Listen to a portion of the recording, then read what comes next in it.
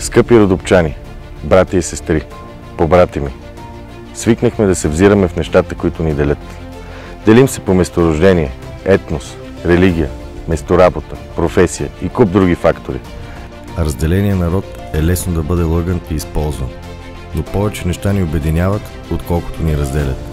Всички искаме Родопите да имат развита инфраструктура, качествено образование, модерно здравеопазване и да бъдат привлекателно място за младите. Децата ни да спрат да бягат, да бъдем все така толерантни. И ми е жал за България, че от рода сме страшно отделени. Надявам се да ни дадат шанс на нас, младите, да поемеме нещата, да не са само тия деца въртат едни и същи.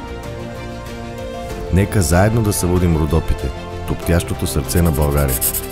Аз съм Тодор Батков и заставам с открито лице към вас. Аз гарантирам, че ще се боря за нашите Родопи. Купуването и продаването на гласове е престъпление.